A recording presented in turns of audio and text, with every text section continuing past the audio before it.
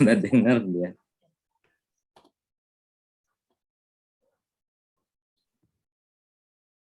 Mentormu gede? Tadi beliau sudah siap, Pak. Yang saya coba, mungkin kayaknya beliau lupa join, Pak.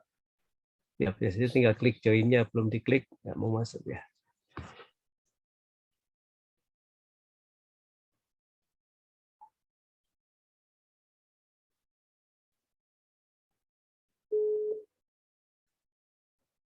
Tunggu, Pak, saya coba telepon dulu.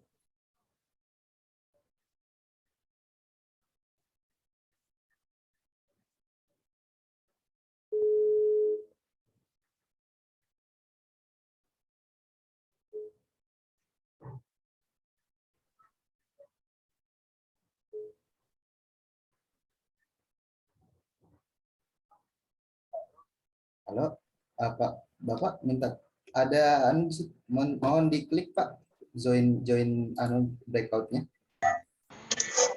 Iya, iya, siap.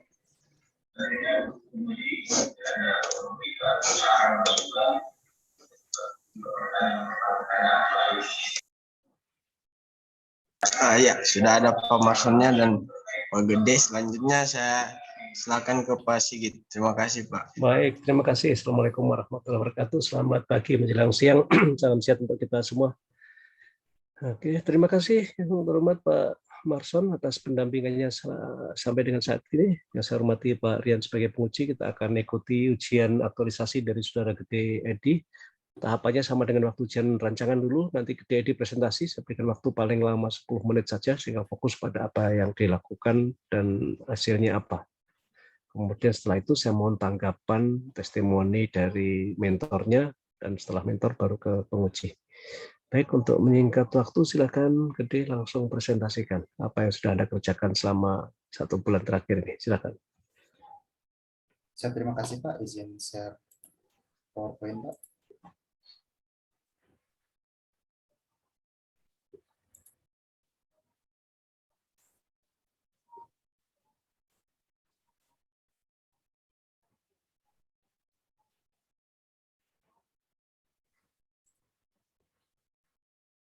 Terima kasih atas kesempatan dan waktunya, Bapak dan Ibu yang saya hormati. Adapun kegiatan aktualisasi yang saya lakukan berjudul Edukasi tentang penerapan mencuci tangan di ruang pemulihan kamar operasi Rumah Sakit Trikora Selatan.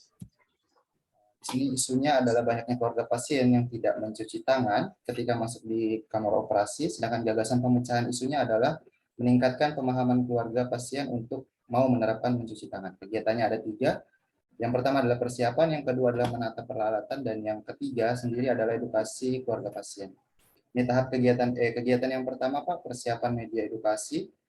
Tahapannya meliputi melakukan konsultasi dan meminta arahan mentor. Yang pertama, di mana hasilnya ini dibedakan menjadi 2. Yang pertama adalah mendapat arahan dari mentor untuk berkonsultasi ke PPI, sedangkan yang kedua adalah persetujuan dari mentor setelah saya berkonsultasi ke pengelola PPI. PPI di sini adalah pencegahan penanggulangan infeksi di rumah sakit.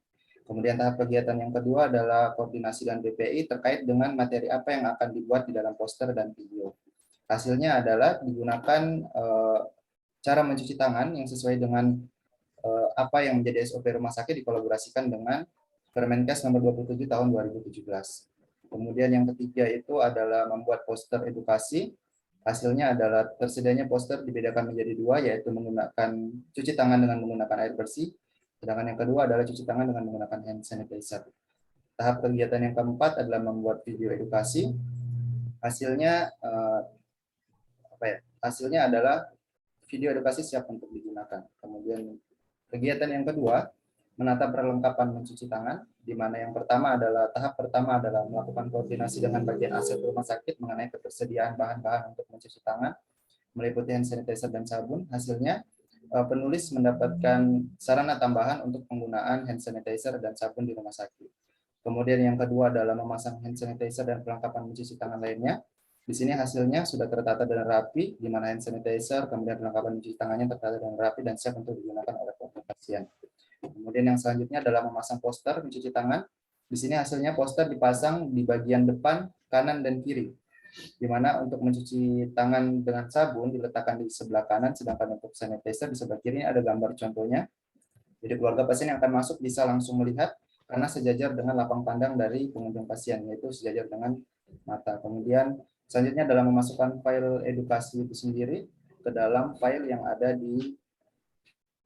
di layar komputer.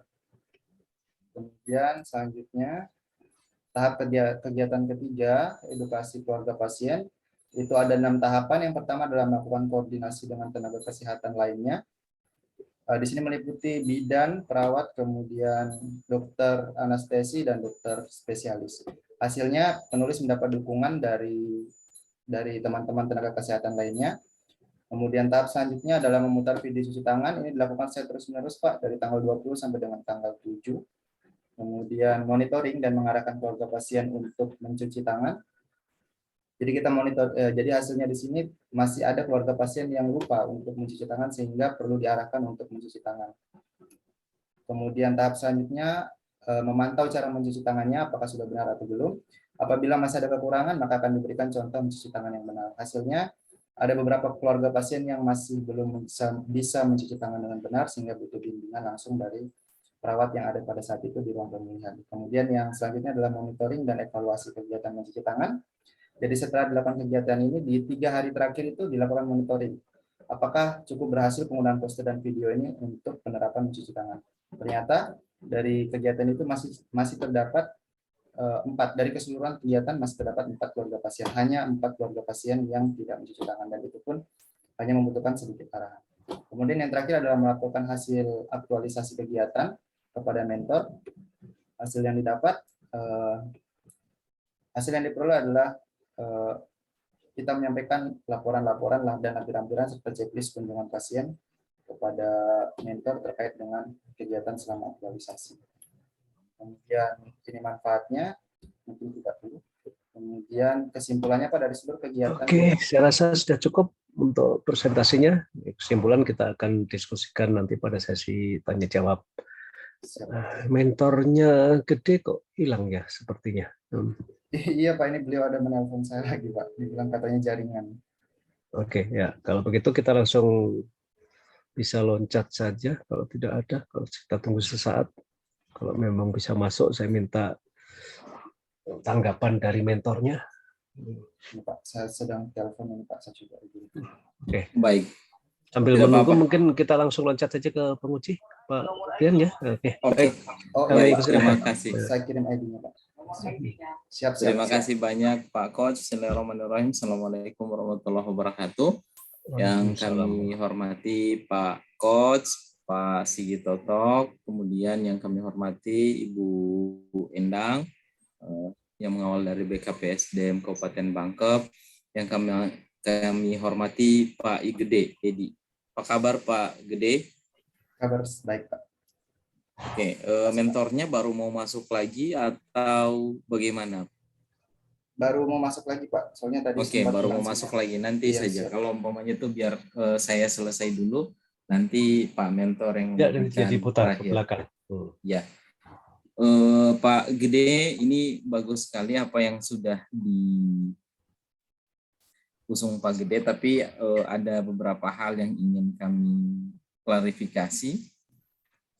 Sebelum klarifikasi, saya mengapresiasi apa yang sudah disusun Pak Gede dari laporan aktualisasinya. Saya sudah baca tadi malam, ini bagus sekali, sangat lengkap. Memang ada hal-hal yang masih kurang, tetapi saya kira tidak substansi.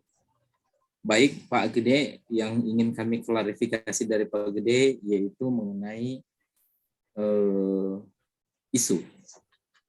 Jawaban dari isu yang dianalisis. Sekarang setelah diberikan sentuhan, melakukan aktualisasi selama 1 bulan, apakah penerapan cuci tangan yang benar ini sudah optimal? Pak Gede, tetapi secara singkat saja dijawabnya Pak Gede. Silakan. Siap Pak, sudah optimal Pak. Mungkin tapi ada sedikit mungkin tambahan, mungkin untuk perawat yang berada di ruang tunggu nanti untuk lebih sering Pak meningkatkan keinginan dari keluarga pasien untuk mencuci tangan. Kalau sudah optimal, apa buktinya bahwa itu sudah optimal? Buktinya bisa dibuktikan dengan foto-foto Pak. Jadi kalau sebelum adanya kegiatan aktualisasi ini keluarga pasien hanya masuk keluar masuk seperti itu tanpa ada cuci tangan, Pak. Jadi setelah adanya poster dan video edukasi yang saya gunakan di ruang pemulihan, jadi keluarga pasien tumbuh kesadarannya, oh bahwa saya ini belum cuci tangan, jadi bisa keluarga pasien keluar untuk mencoba mencuci tangan. Nah, di situ nanti peran dari perawat yang ada di ruang tunggu untuk pantau apakah sudah betul cara mencuci tangannya. Bila belum, maka akan dikoreksi oleh perawat dengan cara mencuci tangan bersama. Tapi bila apa yang dilakukan oleh keluarga pasien sesuai dengan prosedur yang digunakan, yang terdapat pada poster atau dengan panduan melalui video itu, berarti perawat tidak perlu untuk mengkoreksi lagi, Pak. Ada enggak pembuktiannya bahwa ada yang dikoreksi, ada yang sudah betul dalam pelaksanaan itu, pelaksanaan cuci tangan?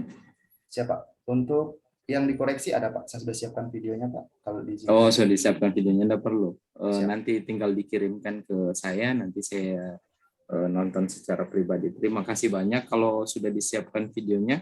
Saya mengapresiasi video yang sudah dibuat. Kemudian berikut saya masuk ke penutup. Penutup di kesimpulan saya lihat sudah bagus sekali. Berikut di rencana tindak lanjut. Kenapa rencana tindak lanjut ini menjadi salah satu item penting dalam laporan ini? Karena kita tidak ingin terkesan pelaksanaan aktualisasi pelaksanaan LATSAR ini hanya seperti untuk menggugurkan kewajiban, hanya sebagai formalitas belaka. Akhirnya begitu selesai LATSAR, selesai semuanya. Kita tidak menginginkan seperti itu. Kita menginginkan teman-teman tetap melakukan, menghabituasikan nilai, kemudian membuat kegiatan-kegiatan kreatif. Dan itu ditandai atau ditulis di dalam rencana tindak lanjut. Baik, kita lihat. Penulis akan meningkatkan kegiatan edukasi mencuci tangan pada masyarakat, baik dengan video maupun media poster. Oke.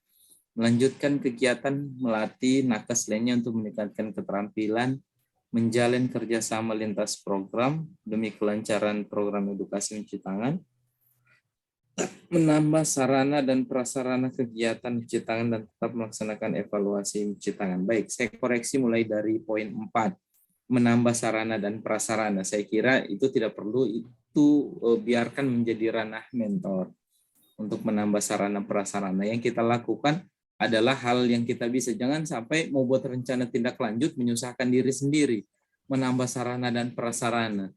Biar itu urusannya mentor untuk mengkomunikasikan dengan atasan yang lebih tinggi, dengan bagian anggaran untuk menambah sarana prasarana untuk kegiatan cuci tangan.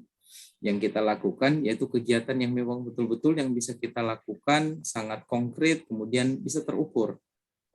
Apa yang akan kita lakukan ke depan? Sebenarnya caranya gampang. Tinggal tanya Pak Mentor apa yang belum selesai, sini saya selesaikan, saya mau tulis di rencana tindak lanjut. Seperti itu ya. Nanti ditambahkan rencana tindak lanjutnya. Poin 4-nya hilangkan saja. Kemudian penulis akan meningkatkan kegiatan edukasi mencuci tangan kepada masyarakat. Itu kan sudah kita lakukan.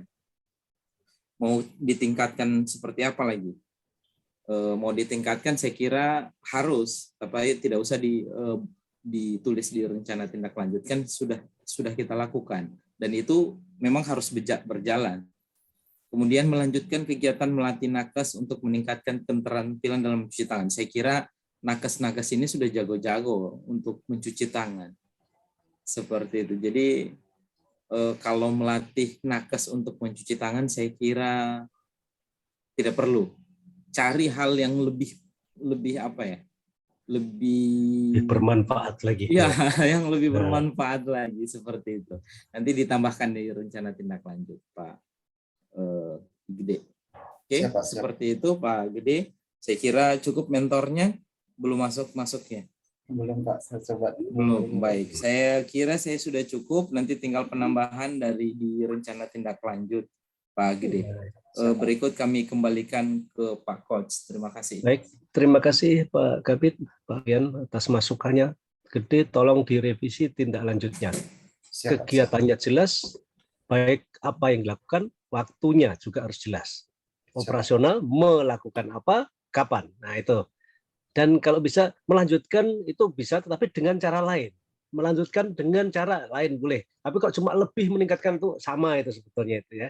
Siap. Nah, melanjutkan pembelajaran dengan kepada teman sejawat dengan cara apa?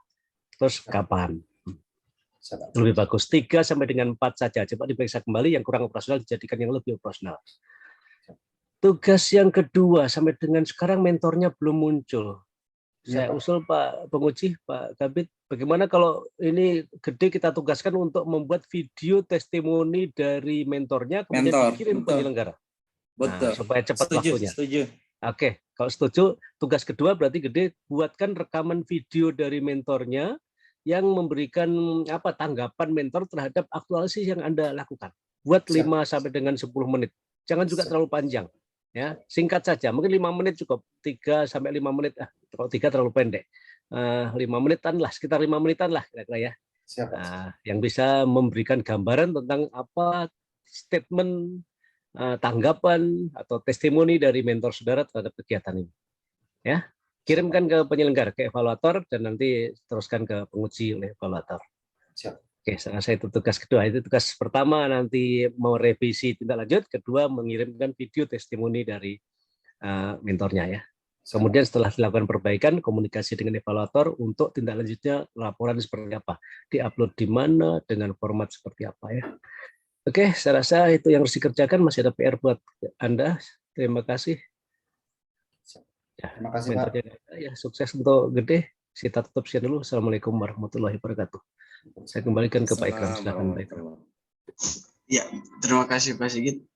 Ya, selamat buat Pak Gede Edi Warmanto atas ujiannya. Untuk Pak Gede boleh meninggalkan ruangan ini karena kami akan beralih ke peserta selanjutnya. Terima kasih. Siap, terima kasih Pak, Ibu.